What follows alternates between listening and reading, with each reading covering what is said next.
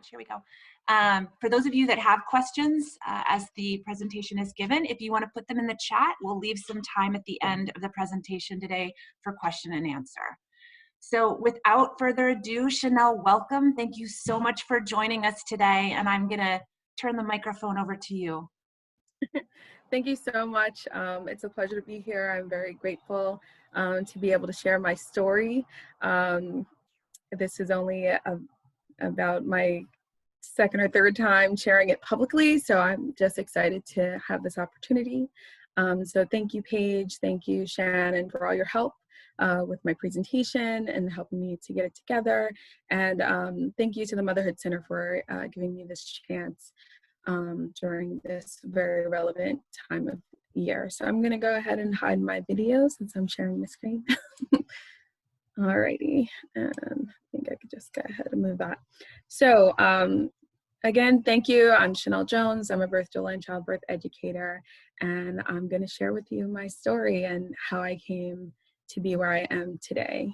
So just a brief outline of what we're going to discuss today, a brief summary about me, my birthing experience, my postpartum experience, what motivated me to become a doula, disparities within the African American community, and the Black Maternity Wellness Collective through the LIDA, Long Island Doula Association, that I certified through, the work that I do at the Postpartum Resource Center and the advocacy work that I do there, as well as the volunteering that I do for the BFREE initiative.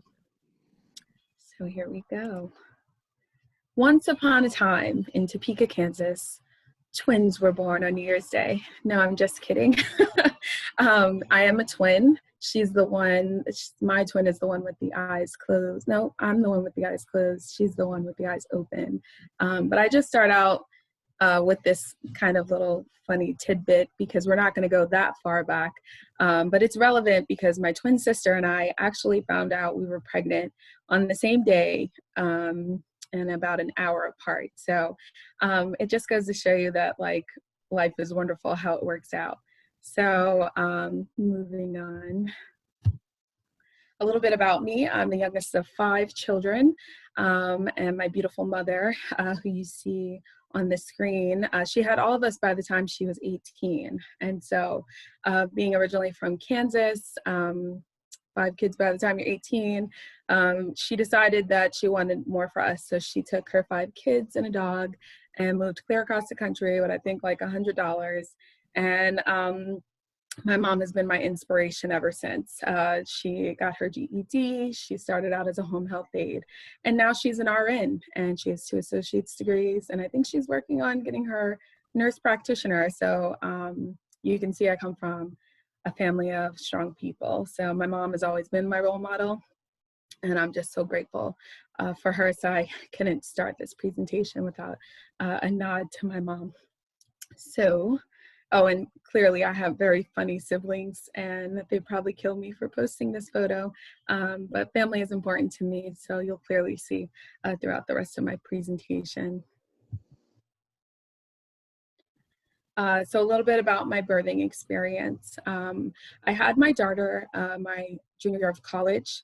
It was an unplanned pregnancy, and you know, it was from a toxic relationship, so it wasn't that great. I actually didn't even find out I was pregnant until I was already in my 2nd trimester. You know, in my family, we can menstruate throughout our whole pregnancy. Luckily, mine stopped after 2 months, so I'm so thankful. But yeah, so I didn't know I was pregnant until I was 13 weeks and 6 days. And so it was quite the shocker, considering I was in college and I think my brother was off to war in Iraq or Afghanistan for the first time. So a very stressful time of the year. My mom had moved upstate, and so I was kind of alone. You know, you have college friends, but they're kids. And so I was in this place where I had this unplanned pregnancy and going to school full time and working a part-time job. And so I just decided that I was going to enjoy this pregnancy and make the best of it. And so I did. I had a very healthy pregnancy. I lived on campus, so I got to dine in all the time, and I'd rub my stomach and say, oh, I'm eating for two, you know? That's how you get them. And they would like scoop some extra on your plate. So I thoroughly enjoyed being pregnant on campus. I got to walk a lot. I swam regularly 2 to 3 days a week. So very healthy pregnancy. I was in competition with my twin sister, who I was definitely trying to see if my belly could be bigger than hers. But she's got a tiny frame, so I'm just going to say that she cheated, because I gained 75 pounds and she only gained like 15, and her belly still looked way bigger than mine's. By the way, that 75 pounds came off like right after the baby, so no big deal. But anyways, yeah, so the whole pregnancy was really great, no issues with nausea or anything like that.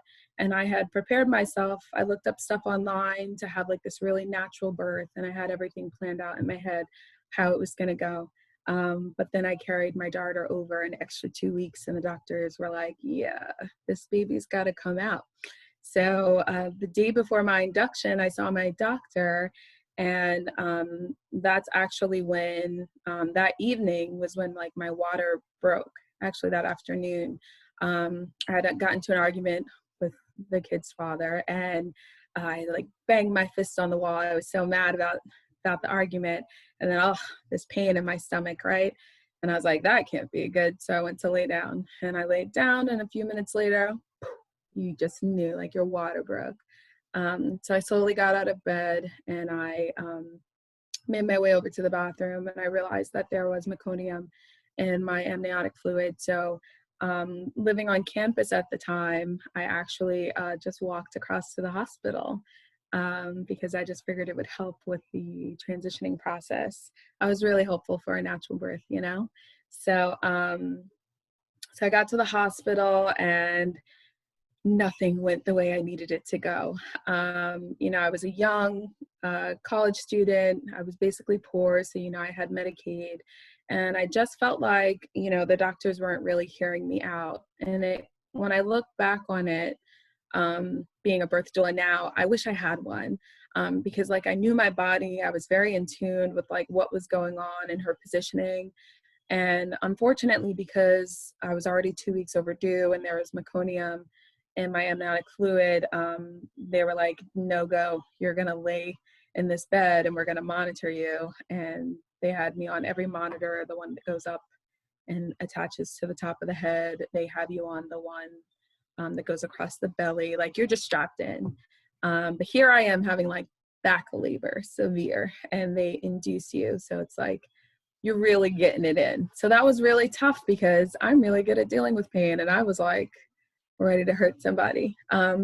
So it just really, for me, was kind of traumatizing because I felt like my voice wasn't heard. You know, I had laid on that bed for several hours and the baby's heart rate was fine. And I was like, well, can I at least have an hour or so off so that I can switch positions? Because at that point, I think the week after she was, the week before she was born, she was in perfect position the whole pregnancy. But that last week, she had just decided to tilt her head certain degree, not the right way. And I was just like, why would you do this?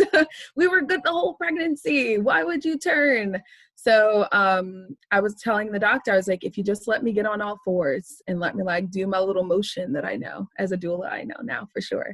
And they were just like, no, I'm sorry, we need to monitor the baby.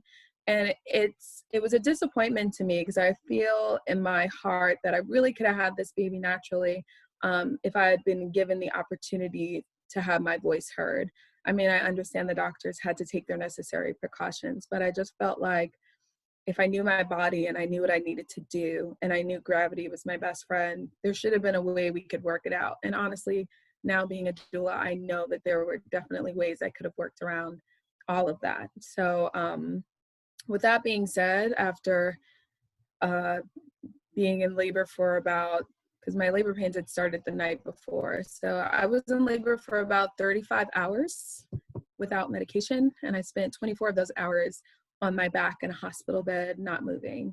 That was the hardest experience of my life, especially because they put that Pitocin all the way up And I think at one point I caved and I was like, give me something to let me sleep. And I think I went to sleep for about an hour or two, and I woke up to an excruciating contraction. And then they were like, oh, your 24 hours is up. Time to get this baby out. So I was rushed over for an emergency C-section.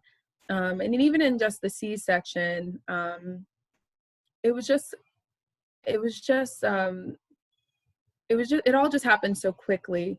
But at the same time, you're in this room with this person who is a toxic relationship, and they hand the baby to that person first. So I didn't even get to really look at her when she was first born. I had to actually wait until, like, you know, the nurse told him, like, hey, the mom needs to see the baby too.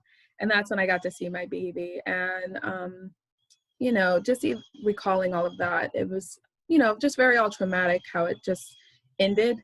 And, you know, they closed me up and I had them pull me off to the side because I was very, like, a big advocate on breastfeeding. I always joke with my mom that she didn't breastfeed me, which is why I have, like, you know, allergies and asthma. I love you, Mom. Don't be mad. And so, you know, breastfeeding was really important to me, so much so that I wouldn't even let them take me to the recovery room without putting my daughter on my breast, like off in a hallway off to the side right after they finished stitching me up. And thank God my kid is a good eater.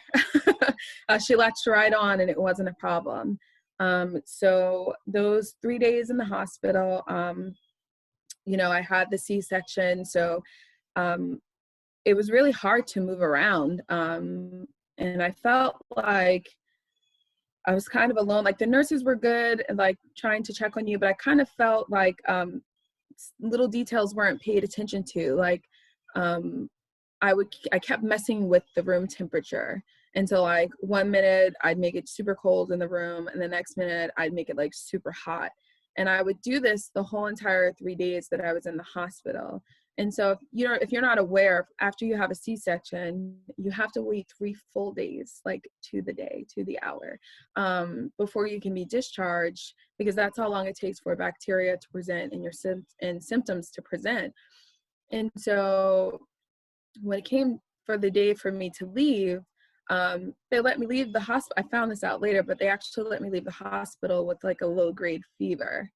And you know, after having a C-section with a child, there's meconium present in the amniotic fluid, you would think that somebody would have realized, like, oh, maybe we should keep her, because, you know, this is the hospital during the summer, and a lot of babies are being born, and so they're just trying to get people in and out, right?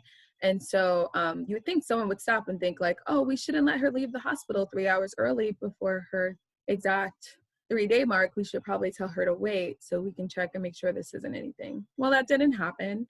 And so lo and behold, this picture was taken like, literally when we got home from the hospital.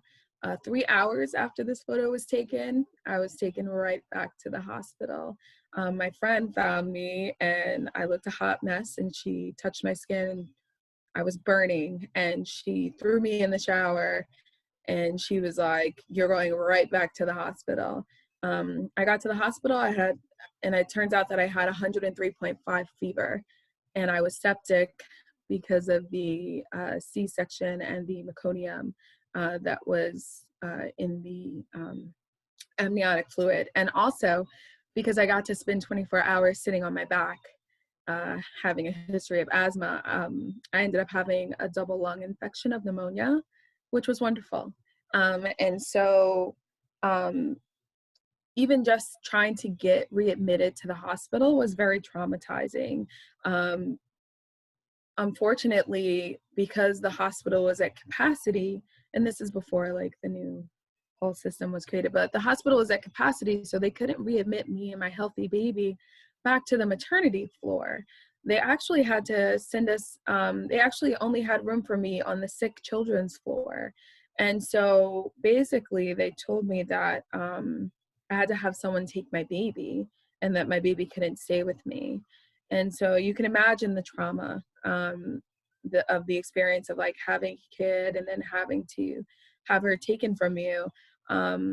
I actually had to call my mom, who drove through the night with a flat tire, but she still made it by the morning, to come get my baby for me, because they were threatening to call CPS because I didn't want to reach out to the father. So you can imagine all of this while, like, the doctors were standing over me, like, as if like I wasn't going to make it. They were afraid that I wasn't going to make it through the night. So thank God I woke up the next day, which I'm very grateful for. But then you just had the problem of what's going to happen to my baby. So my mom ended up having to stay and take her, and my sister, who I'm grateful for. And then while I was in the hospital, because of everything that happened with me, I ended up developing white coat syndrome. And if you're not sure what white coat syndrome is, it's like when you have traumatic experiences in like hospital or office settings, and you end up, every time you see someone with a white coat, like a doctor's coat, it causes like, it triggers like stress and all this other stuff, and your heart rate can go up. And so you can imagine being in a hospital where you're around doctors all the time, and you're dealing with the fact that you have a newborn and you're worried about what's going to happen to her. I developed white coat syndrome. And so every time a doctor would come in the room and they'd take my blood pressure, it would be like, through the roof. And no one was monitoring what I was eating. I couldn't breastfeed, so my breast started becoming engorged, so much so that my friend had to help me massage out the knots that developed, and I ended up expressing like bloody milk. And I was producing a lot of milk, and I ended up having to dump bottles and bottles, like 8 ounces at a time, down the drain, because the antibiotics I was on, I couldn't even send the milk home to my daughter for her to have. So that was really hard. It was really stressful. And I remember at one point I had swollen up so much from like the sugars and the salt and the stress. And the doctor said, like, if we can't get your blood pressure under control, like, you're going to have to start taking medication and all this other stuff. And I was like, I'm going to die if I'm in this hospital. Just let me go home, and I promise you I'll be okay. And I remember begging and pleading with them, like, if I can't get home to my kid, I will die. And I need you to hear me when I say this, that being here is killing me, and I just need to be home with my kid. So it's okay. We're sharing, so it's all right. Tears are okay. It's part of the healing process. Anyways, all right. Okay. Your tears are more than welcome here, Chanel. She's too old now for me to be crying like this, but obviously the trauma, you grow and you grow past it, but it's still there. So moving on, sorry. So luckily the doctors listened to me after like 3 or 4 days, and they sent me home, and I instantly like dropped like 50 pounds in the first week. And I think by the end of the second or third week, I was down the other 25. So I actually was so thankful to be home because it saved my life. And so this is just a message that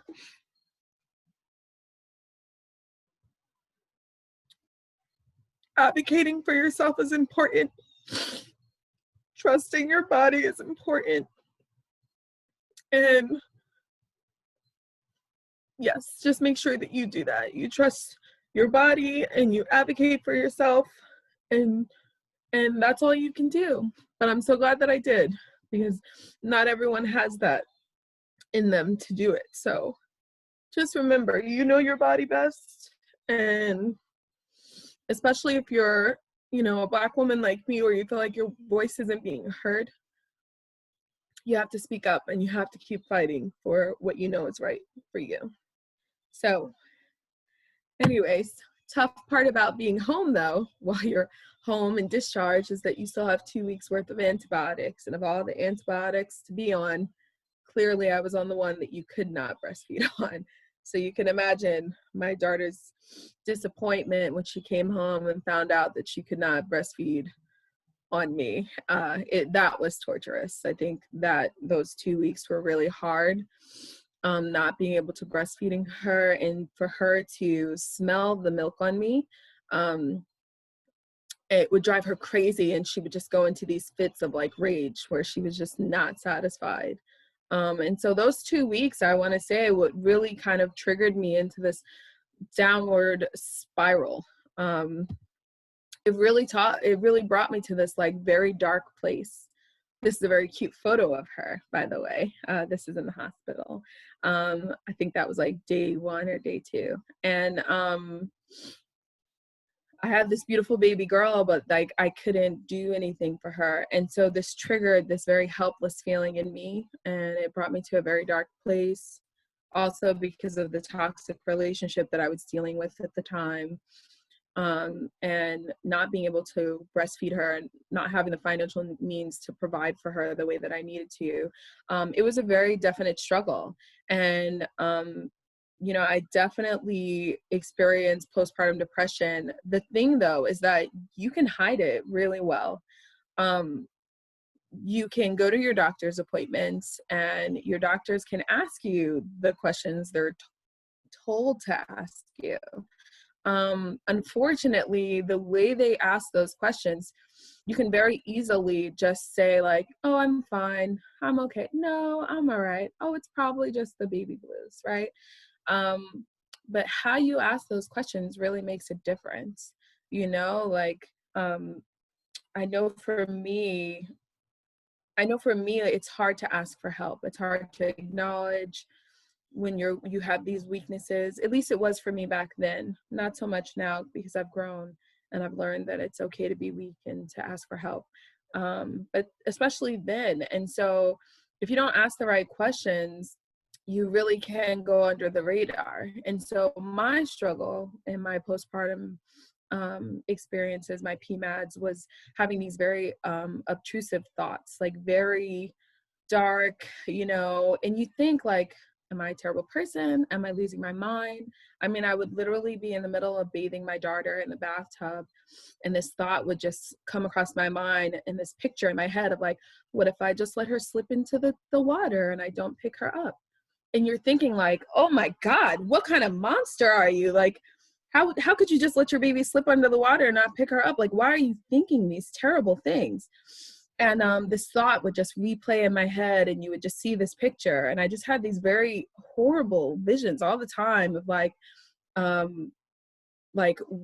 I'd be walking past the stove and I'd be like, what if we put the baby in the oven? Like, what in the world? Who would put a baby in the oven? And so how can you share when these kinds of crazy intrusive thoughts are like replaying in your head all day, and you're visualizing these terrible things? How can you like say that to your doctor and not expect them to take your kid away, right? How can you say these things to like your family members and then not look at you like you're crazy? Like, that you love your kid. You know that you would never harm that child, that you would do everything in your being to keep that child safe. But these thoughts are out of your control. They're just happening to you. And so that's what I mostly suffered with, or that something bad was going to happen to her. She was going to fall down the stairs, like anything negative that could go wrong. Those were my obsessive thoughts, that these terrible things were going to happen. And so that was my struggle. And honestly, that was my struggle for a really long time. And, you're shamed, the shame of mental health, all these things, like, it's a very hard thing to talk about if you're not given the opportunity to do so properly.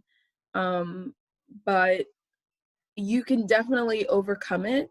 You have to step up and like make the choice to do something about it, and just know that like you're not alone, and that these things happen, and that there's help for it, and that if you talk to people, they can get you the help that you need. And so for me, being a college student at the time, I did reach out to like student counseling services. I made sure to do that. I did talk to friends and family about not necessarily the details of my thoughts, but just that I was having these dark feelings and thoughts and the feeling of being overwhelmed. and how it affected me in my day-to-day. And so eventually, though, my saving grace was just my kid.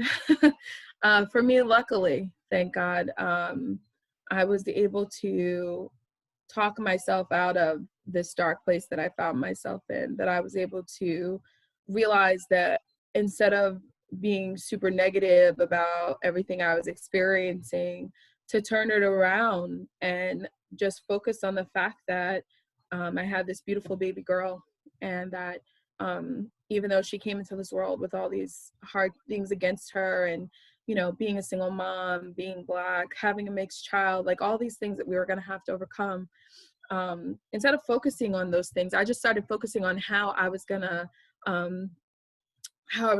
overcome generational baggage. Like I was going to be an awesome mom, read as many parenting books as I could, or finish up my degree, make sure that my daughter had someone to look up to the way that my mom provided for me.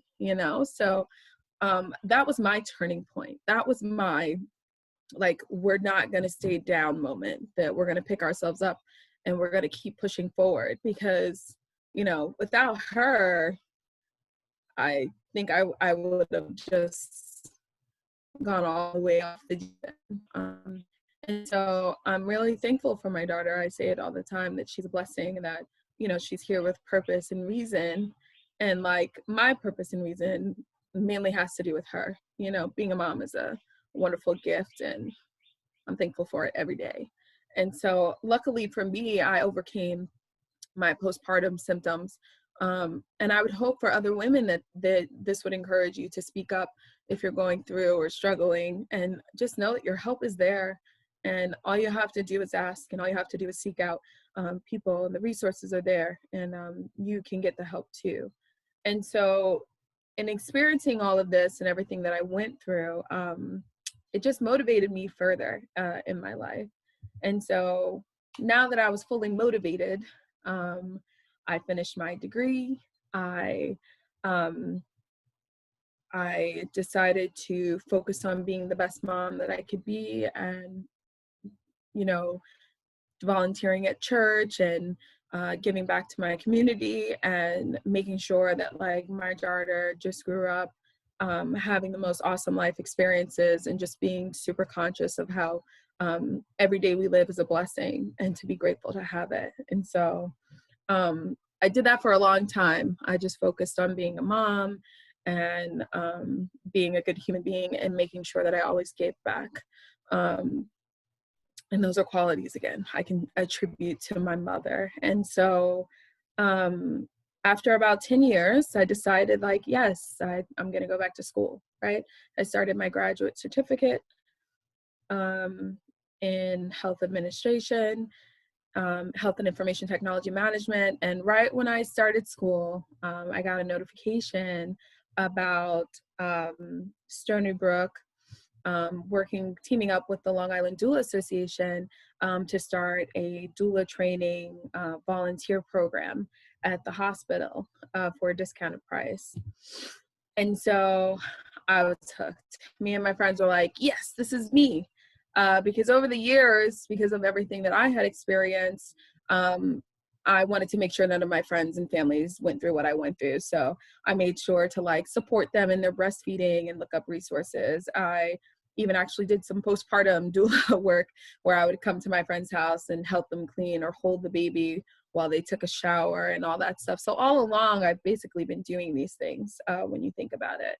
All along, I basically had this in me to be a doula. And so then there comes in the Long Island Doula Association and their wonderful partnership with Stony Brook Hospital.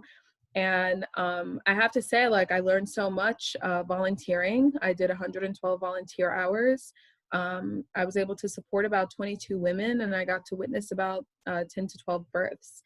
And so I have to say, in doing those experiences, it really opened my eyes to what a doula is, why I love it so much, what it means to like really give back in a selfless kind of way, and just being able to support other women, because birthing is such a wonderful experience, but also scary. But it doesn't have to be scary if you have like the support that you need to go through it. And so that's really what motivated me to continue in my doula work and to be a doula. I made these really cute, fancy business cards and my website, and I just thought like, yes, I'm ready to like take over the world. And so I got to go to the Women's Diversity Networking event, and there I kind of caught this bug of like, I need to do more, right? Because there are so many issues out there that need to be addressed. So in becoming a doula, I became more educated to the disparities within my community, within the community of African American women. And so just to touch base on some of those, African American women from all walks of life and across all varying degrees of income are dying from preventable pregnancy-related complications, 3 to 4 times the rate of non-Hispanic white women, while the death rate of infants are twice that of non-Hispanic white women. And so when you think about these things, I know for me personally, you know, you can't deny the fact that African American people have to deal with like structural racism within healthcare. I mean, you still have textbooks that say that like Black people don't feel pain as much as other people. Like it's crazy to think about these things, but here we are in a time where we're trying to push forth change. And so it's important to address these things and address how prolonged experiences of racism trigger reactions of biological processes, and how that affects Black women in their maternal health.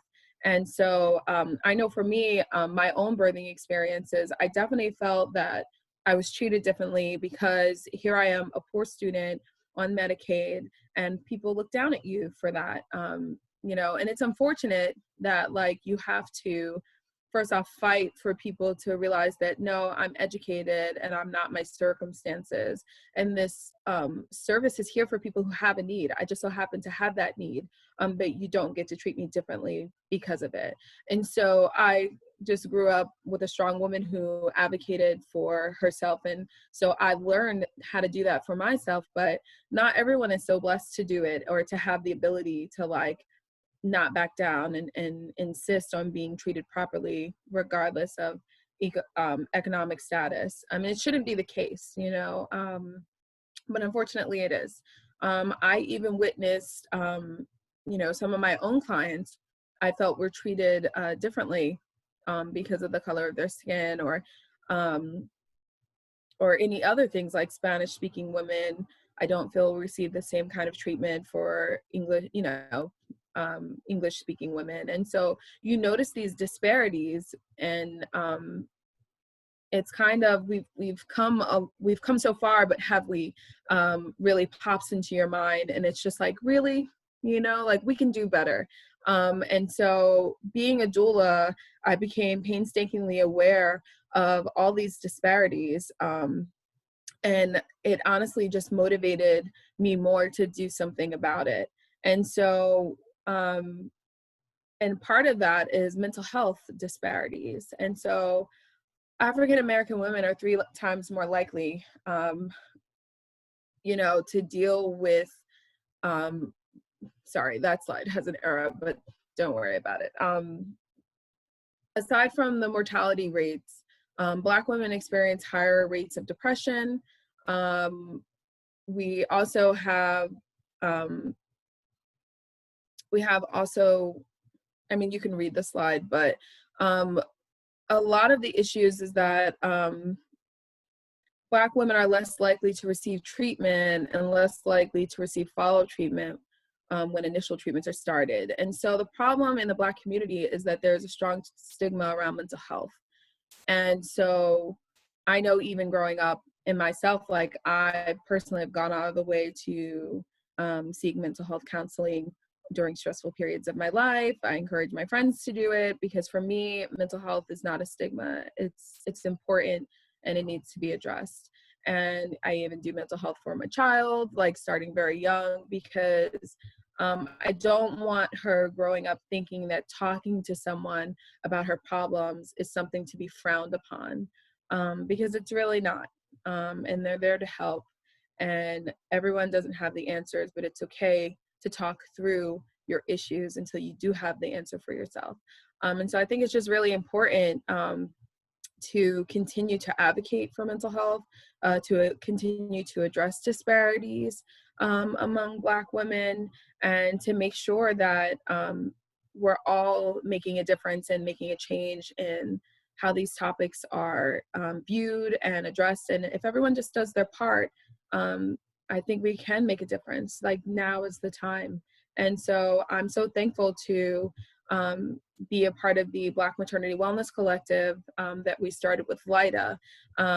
You know, I know everyone probably heard about the Serena Williams story where she had to advocate for herself because she had like a blood clot and the doctors weren't listening to her, and she had to like really fight for it. And I think when that happened, it kind of set the tone for moving forward. Like, we're not accepting this kind of treatment anymore. We're not going to back down. And so being in LIDA, we realized that we needed to address the disparities in Black women, and we needed to start a group that was going to be able to mobilize and do just that. And so that's how we came to the Black Maternity Wellness Collective. We wanted to make sure that women who needed the services were able to receive it. Most doula services are not covered by your insurance. So a lot of women who come from lower income or aren't able to afford a doula they go without. But unfortunately, we're the demographic that needs the help the most. And so that's why this group was created, was to kind of address the fact that you know, we need to make people aware of what doulas are, who we are, what we do, how we can help, and then to provide them with an opportunity to assist with some of the expenses. And so I know LIDA has we call it a community support fund. And so for those with low income, they can apply and help to cover the cost of a doula.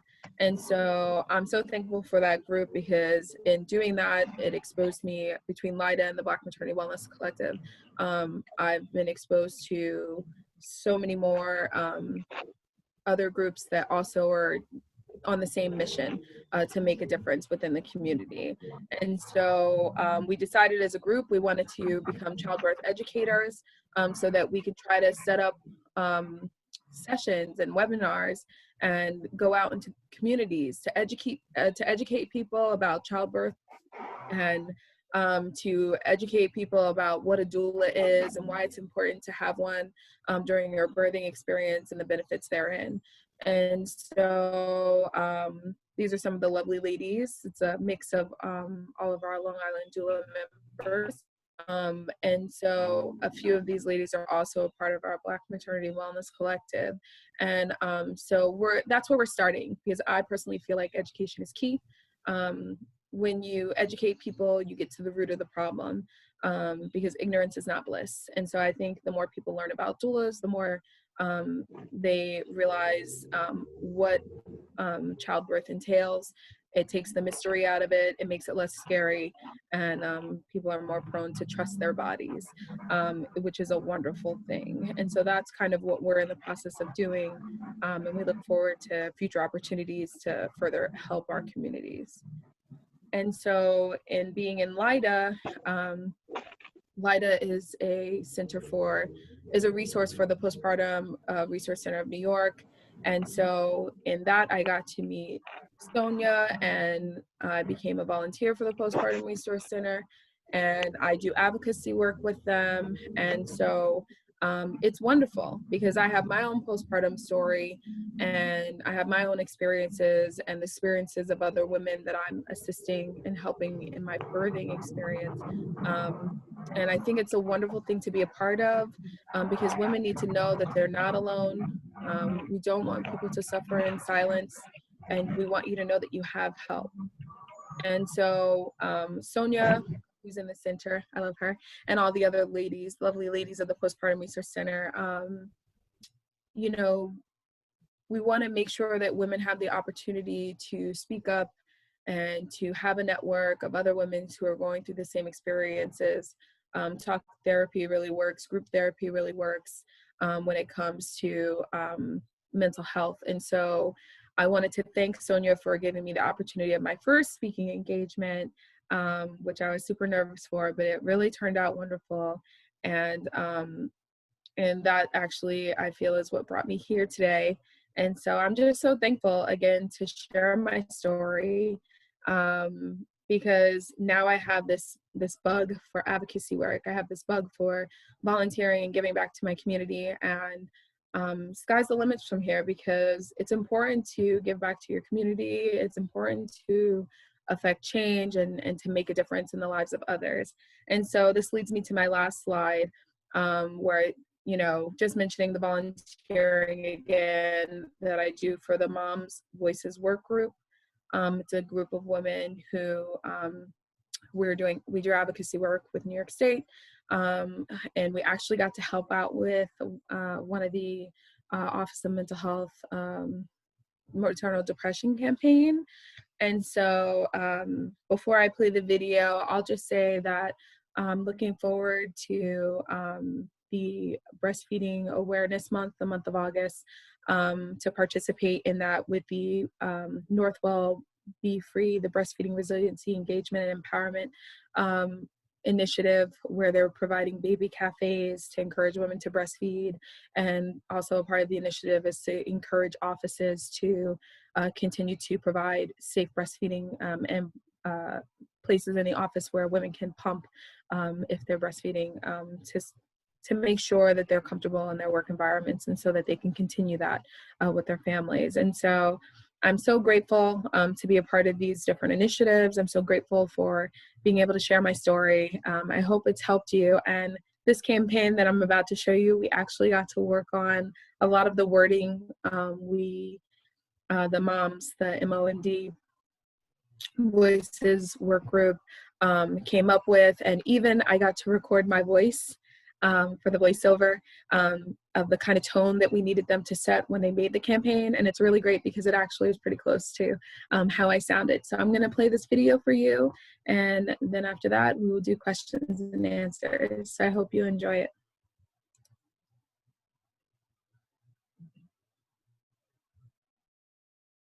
Hear my voice, feel my words, and focus on this. We will get through this.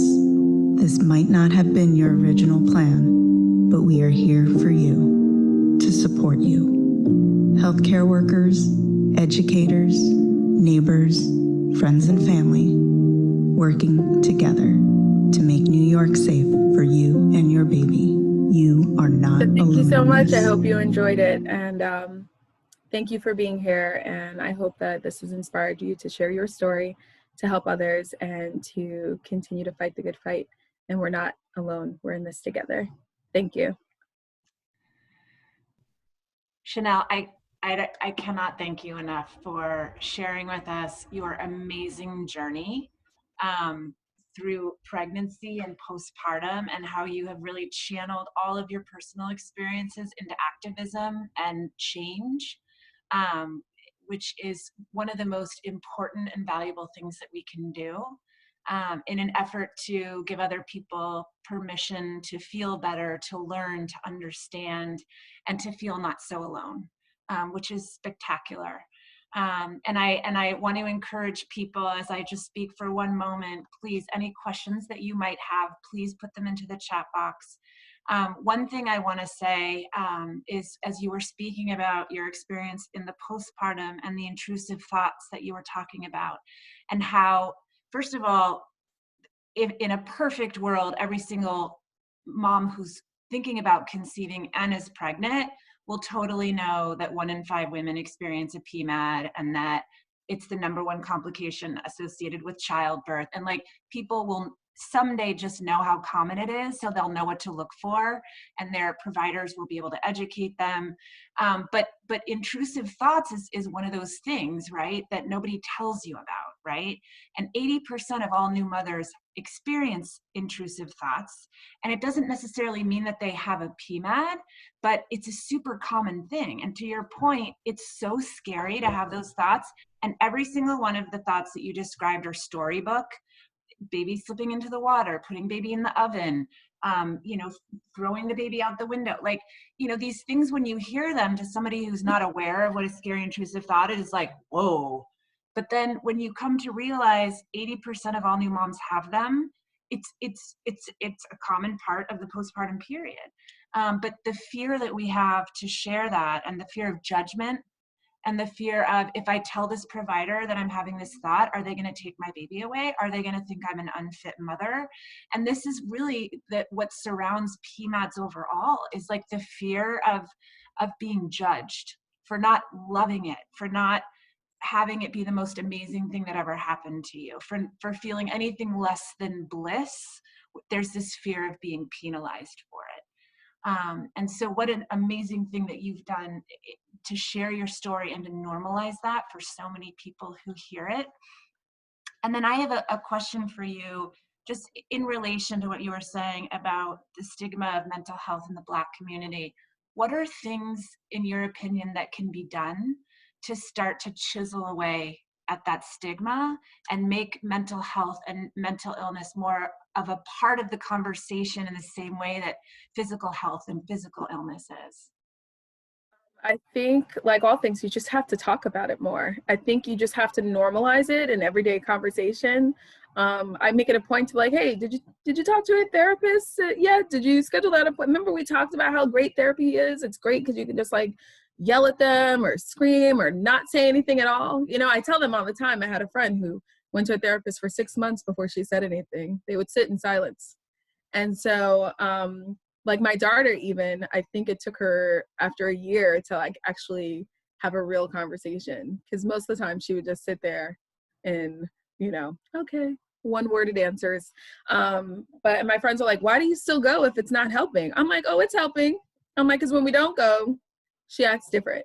So it's like, it's like, I try to tell people everyone's like mental health journey is not going to look the same, and that you have to be okay with the fact that like it's not going to be a quick fix. Like this isn't like okay, put a Band-Aid on it and we're good to go. It's a process. It takes time, and you just have to be okay with it. It will take time. But like I said, just normalizing it, making it a more accessible thing. I know even right now, I feel like sometimes they make it really hard for people to get mental health. And so even I have family members who are currently trying to like get mental health services for their kids, and they're looking at $60 copays. I mean, it's outrageous to think that mental health isn't covered like a physical. Do you know what I mean? It's important, and it's not addressed enough in our healthcare system. You shouldn't have to come out of your pocket like $300 a month in order to have a mental health check once a week. It's just not proper. That is. So we could start there. We could start there. Yes, you are certainly have nothing but support in that comment from the Motherhood Center, and I think anybody else who's tried to access mental health treatment in the past. Insurance companies just do not value mental health as an actual thing that's reimbursed at the same rates as physical health. So I am with you on that, and it's certainly on our advocacy agenda to try and shift that. I have a question here. First of all, I just want to say, of the many, many comments that are coming in, as you might have seen, there's such an outpouring of love and support and admiration for you and your journey and everything that you've shared with us and everything that you've done. One question, Janelle, is it's so powerful to hear about your work and experiences in such a real and vulnerable way. I'm curious, how might you imagine things would have been different if you had a doula present at your birth? So being a doula now, thank you for that, for your beautiful comment and for the question. Being a doula now, I realized that even if I was bedridden, if I had a doula with me, she could have like asked for them to put the bar up. We could have like switched my positions around, because as long as I'm in bed, right? That's the point. As long as you can keep the monitor in. I mean, I could have went on all fours on the bed, and just made sure that like the monitor wasn't moving around too much, but like at least just changing positions. Someone could have got a peanut and propped my leg up. Do you know what I mean? Like we could have still worked it out where I wasn't laying exactly on my back, which is like the worst position to lay on ever. And so if I had someone there to help me with that, I think it would have made the difference. I mean, I very well could have had her naturally. Or at least not have suffered as much, or maybe not caught pneumonia from staying on my back for too long. Right. But just even having someone there to like advocate for me and maybe convince the doctors to like let me try moving around. You know, it's just the point is that the answer was just no, no matter what I said. But maybe if I had a doula there, she could be like, all right, I say no, but what about this maybe? You know, can we maybe lift her leg up? Can we maybe reposition her in the bed? She's not moving around, but her position is different. And so that's the difference of having like a doula versus not. It's like they can come up with all these creative ways to like get your body in the position that's going to be most beneficial for your laboring process, you know, while still adhering to like hospital guidelines. I think it would have made the difference. They are advocates. You are an advocate. You know firsthand. They are there to be your voice at a time when you're in your most vulnerable and potentially experiencing the greatest pain of your life. It makes a big difference to have somebody there to help advocate for you, speak for you, fight for you.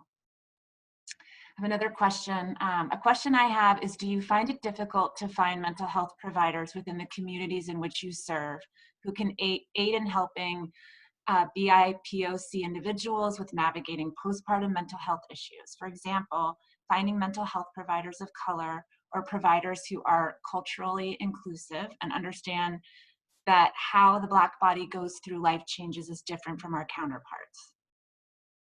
Thank you so much. That is a wonderful question. I do think it's hard for Black women, for people in the African American community to find therapists that they can relate to. And it's just like, it's more of a cultural thing, right? I mean, for me personally, I looked up African American therapists on Long Island, and I think I found all of like 2 in Suffolk County, and they weren't anywhere near me. And so it's hard. It's a little discouraging. But now that we have virtual support, I find that it's a little easier to find. You know, they have now Therapy for Black Girls is a website that helps you find local Black therapists in your area. I'm a very spiritual person, so I was trying to find a Black, like, you know, religious therapist, which, you know, is even harder. So it can be difficult, but like anything else, if you really search for it, I think, you know, as telemedicine grows and you realize the benefits of telemedicine, actually, mental health is probably the most benefits the most from telehealth. Doing your care over the phone like we're doing now. And so I think I'm optimistic about what the future holds as far as being able to find someone who you can relate with on a more personal level, culturally, for therapy services. So optimistic is my final answer, but as of right now, it's a work in progress like all things. Another question, this may be outside the scope of the talk, but I'm curious if you have faced discrimination as a Black woman when you're serving as a doula in the hospital setting. So funny you should say that. I don't know if it's because I was a Black woman or not, or it was the fact that I was a doula, but definitely have received some negative feedback and some pushback from doctors. And so honestly, it's from both sides. It was both sides of the spectrum. It wasn't just, you know, a white person to a Black person. I mean, I've seen someone Black on Black, you know, discrimination. And so it's hard to say, but definitely yes, you know, like all Black women, especially being dark skinned, I always have to smile when I step into a room and I have to start conversation because I need to show that I'm non-threatening. It can be tiring because unfortunately this is my reality, right? Otherwise people are gonna assume I'm an angry Black woman if I don't greet them and smile and start the conversation first. So yeah, I mean, you'll get it either way, but I think even just being a doula, you kind of, not always, but you will, because you're a threat, I guess, in the sense that like they know that you're an advocate. And so some doctors are more prone to midwifery kind of doula natural birthing experiences, and some doctors are not. And you'll get it more from the doctors who are not.